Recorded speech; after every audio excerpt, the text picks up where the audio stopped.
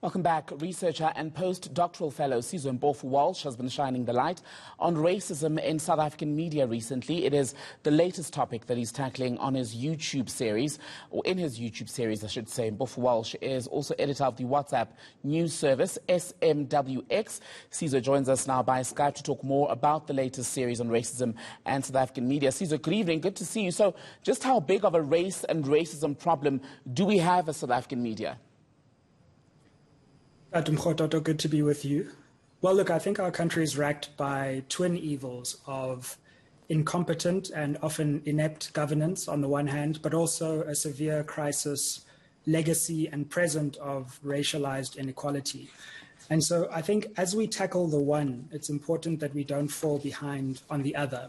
And I think that while progress has certainly been made since 1994 in the South African media, there's still too much racial stereotyping. There's still a chronic underrepresentation of black voices and the voices of women. And it's crucial for the credibility of the media that it represents our society as a window into that society and doesn't act like a glazed window as people try to make sense of all that's going on in our complex democracy.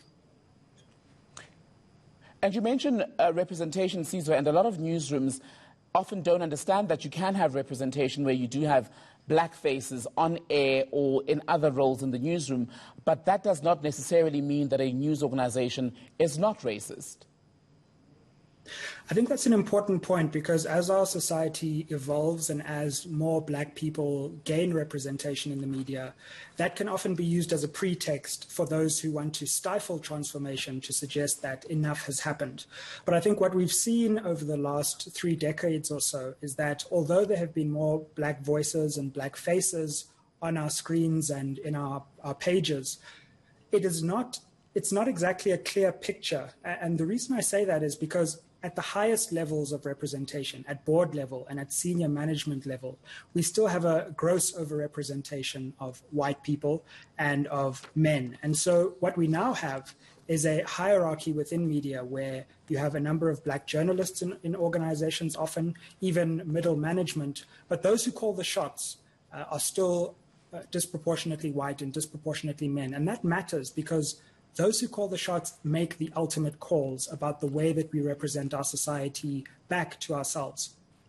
And of course, media is not limited to just those of us in the news. You've got people who work in the entertainment space. I'm wondering if the scrutiny as far as transformation and the repetition of racial stereotypes is applied evenly across the serious, quote unquote serious, which is news, what you and I are doing now, and entertainment. I think that's quite right. And I think particularly for younger South Africans, the way that they experience the media is multifaceted. You may witness a news story on social media, but you might also be watching a music video.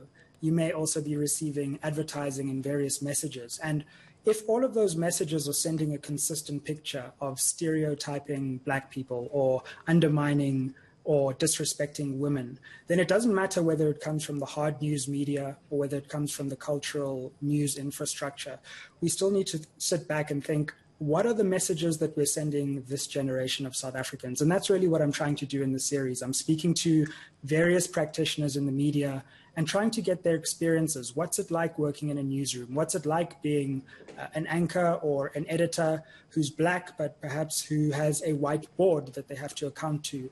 I'm trying to get these experiences out in the open so that we can have an unapologetic and important conversation about something that I think we've probably let slip off the agenda in this fast-paced and pantomimic environment that we're in. And I've seen conversations that you've had with Bonzo Pilani, who, of course, comes from the print space. Eusebius McKaiser, a well-known voice as a writer and in the broadcasting arena.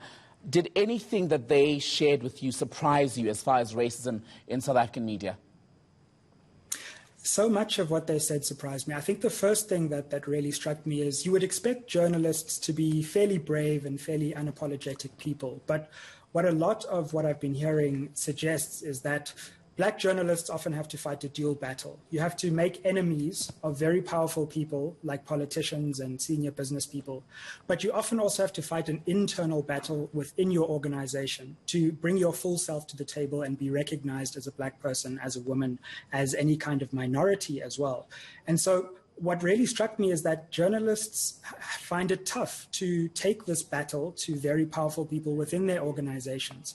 And so I think it's key that we uplift the voices of Black journalists, that we tell their stories, and that we hold the media accountable. I think there's still far too many private hard news media organizations in our country with a shocking level of Black representation. And it's all well and good to hold politicians accountable.